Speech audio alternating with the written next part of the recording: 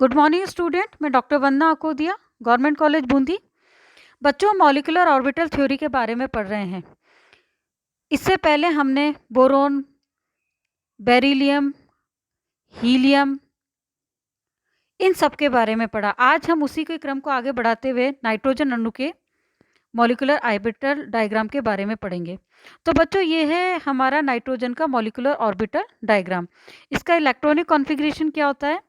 1s2, 2s2, 2p3, यानी कि जो p ऑर्बिटल है उसमें 3 इलेक्ट्रॉन होते हैं। अब यहाँ पर इसका आप मॉलिक्यूलर ऑर्बिटल डायग्राम देखिए। 1s में 2 इलेक्ट्रॉन हैं जो कि पार्टिसिपेट करेंगे, दोनों में 2-2 इलेक्ट्रॉन हैं। इसी तरह से इसमें भी 2-2 इलेक्ट्रॉन है 2s में। लेकिन यदि हम p ऑर्बिटल्स की बात करें, क्योंकि इंपॉर्टेंट हमारे लिए p ऑर्बिटल है, तो यदि हम इनकी बात करें तो आप देखिए कि px और py की जो एनर्जी लेवल है वो कम है pz की अपेक्षा।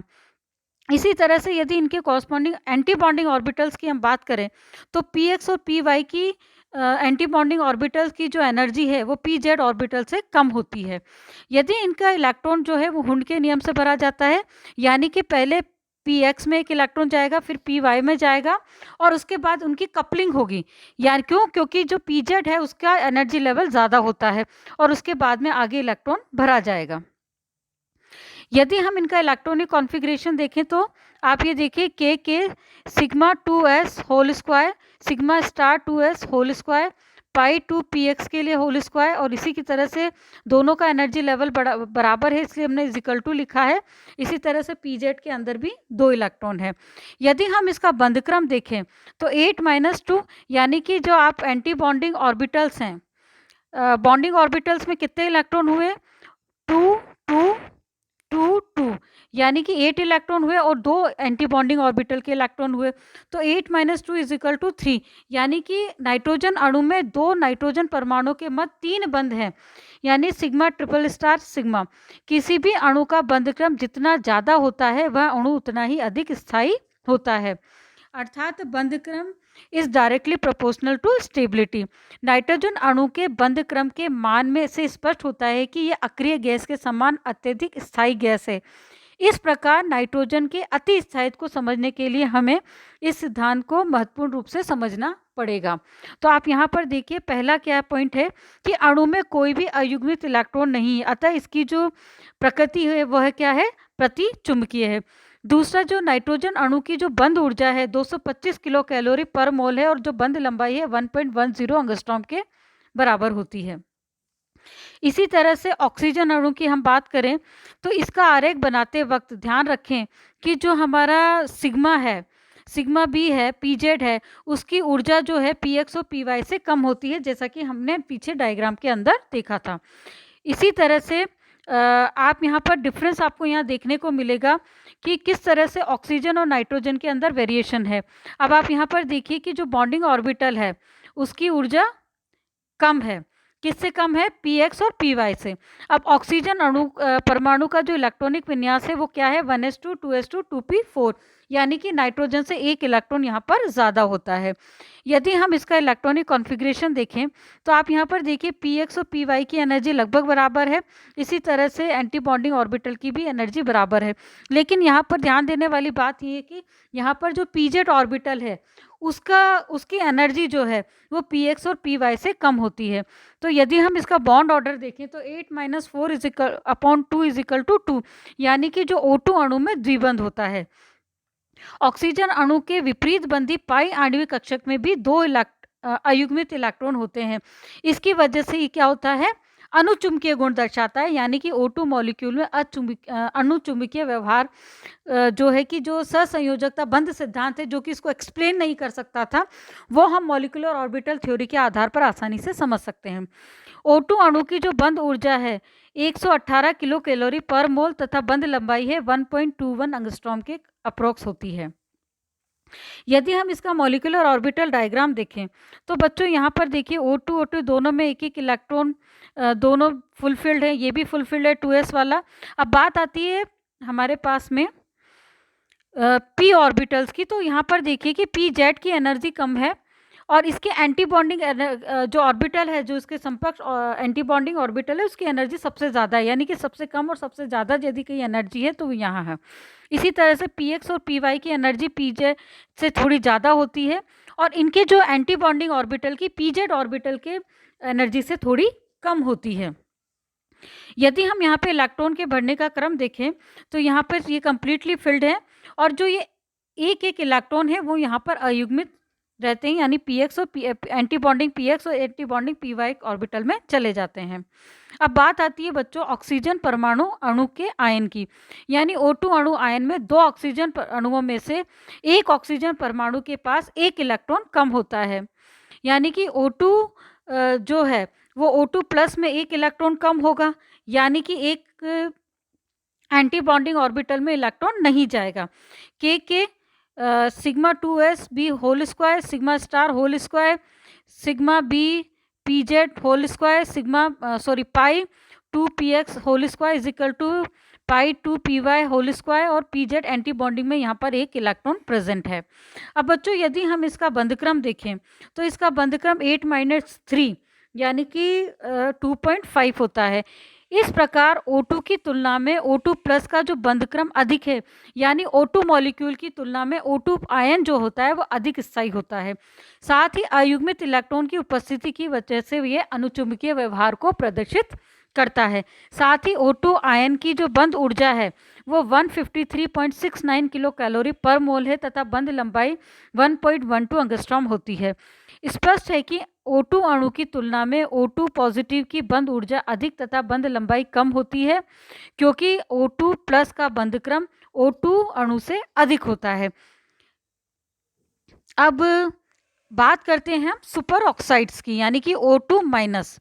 O2 अणु में एक एडिशनल इलेक्ट्रॉन आ गया है, तो यदि हम इसका इलेक्ट्रॉनिक कॉन्फ़िगरेशन देखें तो बच्चों यहाँ पर एक एंटी बॉन्डिंग ऑर्बिटल में एक इलेक्ट्रॉन बढ़ गया है, तो एक इलेक्ट्रॉन बढ़ने के साथ ही इसका बंधक्रम बदल जाएगा, यानी कि 8-5 हो गया। अब कितने एंटी बॉन्डिंग में ऑर्बिटल में इलेक्ट्रॉन हो गए, तो 1.5 इसका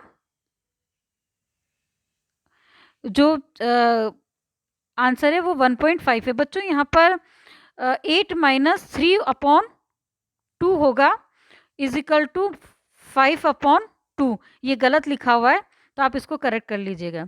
अब 1.5 हो गया, यानी कि O2 माइनस का स्थायित्व O2 से कम होता है। अयुग्मित इलेक्ट्रॉन की उपस्थिति से ये अनुचुंबकीय होता है। साथ ही O2 माइनस आयन में 94.14 किलो कैलोरी पर मोल ऊर्जा, 1.35 एंगस्ट्रॉम इसकी बॉन्ड लेंथ होती है, और यदि O2 माइनस का बंधक्रम जो है O2 से कम है, यानी कि ये उससे कम स्थायी होता है। इसी तरह से यदि हम परऑक्साइड की बात करें, यानी कि 2-2, यानी कि यहाँ पर 2 इलेक्ट्रॉन आ गए, तो अब एंटी बॉन्डिंग ऑर्बिटल में बच्चों यहाँ पे फिर गलत लिखा हुआ है। आप यहाँ पर देखिए एंटी बॉन्डिंग ऑर्बिटल में कितने इलेक्ट्रॉन हैं, उसी के आधार पर अपन इसका एक बार मॉलिक्यूलर ऑर्बिटल डायग्राम देखते हैं। तो आप यहाँ पर देखिए, इस डायग्राम से हम किसी का भी बॉन्ड ऑर्डर निकाल सकते हैं। ये तो ऑक्सीजन मॉलिक्यूल का है।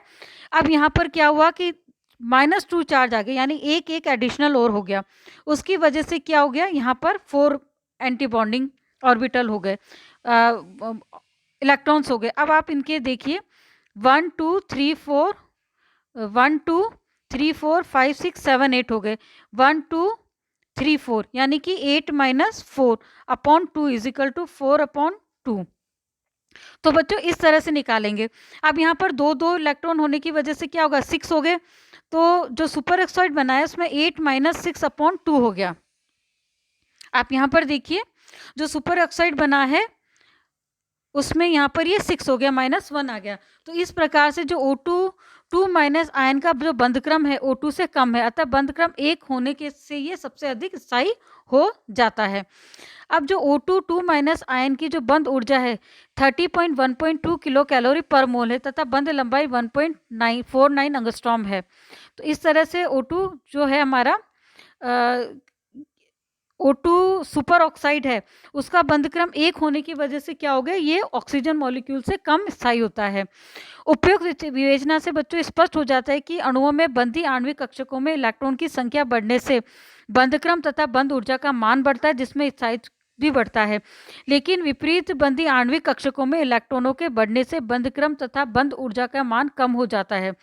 तथा स्थायित्व भी घट जाता है। इस प्रकार हम देखते हैं कि O2 तथा उससे प्राप्त 3 आयनों में ऑक्सीजन ऑक्सीजन बंध का स्थायित्व विपरीत बंधी आणविक कक्षकों की संख्या बढ़ने के साथ बढ़ता है।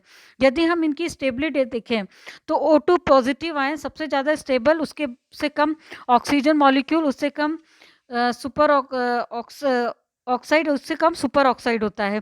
इनका बंध क्रम हम देखें तो 2.5, 2, 1.5 और 1 है। इसी तरह से इनकी बंध ऊर्जा का मान में भी हमको डिफरेंस दिखाई देता है। साथ ही इनकी जो बंध लंबाई है उसमें भी हमें अंतर दिखाई देता है। अब अगला मॉलिक्यूल है हमारा फ्लोरीन अणु। फ्लोरीन अणु के अंदर हम देखेंगे, इसके भी अंदर यदि हम इलेक्ट्रॉनिक कॉन्फ़िगरेशन देखें तो इसका इलेक्ट्रॉनिक कॉन्फ़िगरेशन क्या है, 1s2 2s2 2p5, यानी कि p ऑर्बिटल में 5 इलेक्ट्रॉन है। अब बच्चों यहाँ पर 5 इलेक्ट्रॉन होने की वजह से आप यहाँ पर देखिए कि जो बॉन्डिंग ऑर्बिटल्स हैं उनमें सब में इलेक्ट्रॉन भरे हुए हैं, और यहाँ पर ये देखिए जो एंटी बॉन्डिंग ऑर्बिटल है उसमें भी इलेक्ट्रॉन, जो px और py है दोनों एंटी बॉन्डिंग ऑर्बिटल्स के अंदर इलेक्ट्रॉन भरे हुए हैं, यानी कि यहाँ पर कोई भी अनपेयर्ड इलेक्ट्रॉन प्रेजेंट नहीं है। अब यदि हम इसका इलेक्ट्रॉनिक कॉन्फ़िगरेशन देखें तो आप ये पूरा कॉन्फ़िगरेशन देखिए, और यदि हम इसके बंधक्रम की बात करें, तो आप यहाँ पर देखिए 8 - 6 = 1 है अपॉन 2, तो यहाँ पर जो बॉन्ड ऑर्डर है वो क्या हो गया, 1, यानी कि फ्लोरीन में हमें सिंगल बॉन्ड मिलता है, यानी एकल बंध होता है। दूसरा हमने देखा था कि इसमें अयुग्मित इलेक्ट्रॉन प्रेजेंट नहीं है, यानी कि ये प्रतिचुंबकीय होगा। साथ ही इसकी बंध ऊर्जा का मान 37.05 किलो कैलोरी पर मोल है, और जो बंध लंबाई है 1.47 एंगस्ट्रॉम के अप्रॉक्स होती है। अब अगला मॉलिक्यूल हमारे पास आता है नियोन परमाणु। इसका जो इलेक्ट्रॉनिक विन्यास है 1s2 2s2 2p6 है। नियोन का इलेक्ट्रॉनिक कॉन्फ़िगरेशन देखिए आप यहाँ पर। अब नियोन मॉलिक्यूल की हम इलेक्ट्रॉनिक कॉन्फ़िगरेशन देखिए बच्चों, यहाँ पर आप ये देखिए कि ये कम्प्लीटली फिल्ड है। नियोन में क्यों होगा, क्योंकि नियोन मॉलिक्यूल का जो p ऑर्बिटल कम्प्लीटली फिल्ड है, तो यानी कि इसके एंटी बॉन्डिंग ऑर्बिटल और जो बॉन्डिंग ऑर्बिटल सब फुलफिल्ड रहते हैं। तो यदि हम इसका बंधक्रम देखें तो 8 - 8/2 = 0, यानी 0 है, यानी कि N2 अणु का कोई अस्तित्व नहीं है, इसलिए ये एक परमाणु गैस है। अब बच्चों ये तो हमने बात करी थी समअणु, यानी कि जो ऑक्सीजन मॉलिक्यूल है, नाइट्रोजन मॉलिक्यूल है, इन सब के बारे में बात करी थी। आज हम विषम नाभिकीय द्विपरमाणु अणुओं के बारे में बात करेंगे और उनके जो मॉलिक्यूलर ऑर्बिटल डायग्राम्स है उनको डिस्कस करेंगे। तो दो भिन्न प्रकार के तत्वों से मिलकर बने अणुओं को विषम नाभिकीय द्विपरमाणु अणु कहते हैं। इस प्रकार के अणु में बंध से जुड़े दोनों परमाणुओं की विद्युत ऋणता में अंतर होता है। इस कारण बंधी आणविक कक्षक में स्थित इलेक्ट्रॉन युग्म अधिक विद्युत ऋणता वाले तत्व से आकर्षित होता है। इस आकर्षण के कारण बंधी आणविक कक्षक अधिक विद्युत ऋणता वाले परमाणु के समीप तथा विपरीत बंधी आणविक कक्षक कम विद्युत ऋणता वाले तत्व के निकट आ जाते हैं। तो बच्चों इस प्रकार के अणु में दोनों परमाणु समान नहीं होने के कारण इनके परमाणु कक्षकों की ऊर्जा में भी अंतर होता है। इसमें से जो परमाणु अधिक विद्युत ऋणी होगा तो उसके पास धनावेशित अधिक होगा, पर परमाणु कक्षक को भी अधिक आकर्षित करेगा, और उसके परमाणु कक्षकों की ऊर्जा भी कम हो जाएगी। जैसे कि यदि कार्बन की तुलना में नाइट्रोजन या नाइट्रोजन की तुलना में ऑक्सीजन का नाभिक जो है अपने परमाणु कक्षकों को अधिक आकर्षित करता है। अतः इस प्रकार के अणुओं का जो ऊर्जा आरेख बनाते हैं उसमें हमें विद्युत ऋणता तत्व के परमाणु कक्षकों को कम विद्युत ऋणी तत्व के कक्षकों की तुलना में उससे नीचे बनाते हैं। इस प्रकार विषम नाभिकीय ऊर्जा जो आपके सिलेबस में मेंशन है वो कार्बन मोनोऑक्साइड और NO है। अब हम नाइट्रिक ऑक्साइड के बारे में बात करेंगे। तो नाइट्रोजन का इलेक्ट्रॉनिक विन्यास क्या होता है, 1s2 2s2 2p3। ऑक्सीजन का इलेक्ट्रॉनिक विन्यास होता है 1s2 2s2 2p4 होता है। अब इन दोनों में कुल मिला के 15 इलेक्ट्रॉन होते हैं और इस तरह से उनको भरा गया, यानी कि इसमें एक अयुग्मित इलेक्ट्रॉन प्रेजेंट है, यानी कि इसका व्यवहार जो अनुचुंबकीय होता है। साथ ही 8 - 3 एंटीबॉन्डिंग ऑर्बिटल में कितने इलेक्ट्रॉन है ये देखिए आप, यहाँ पर आपके 1 2 3, यानी 8 - 3 = 2.5, यानी विपरीत बंधी आणविक कक्षक में एक अयुग्मित इलेक्ट्रॉन होने से तो अनुचुंबकीय हो गया, साथ ही 2.5 इसका बॉन्ड ऑर्डर हो गया। जो NO की जो बंध ऊर्जा होती है 149 किलो कैलोरी पर मोल होती है। इसी तरह अगला एग्जाम्पल है हमारा नाइट्रोसिल अणु। इसमें 1 इलेक्ट्रॉन कम हो जाएगा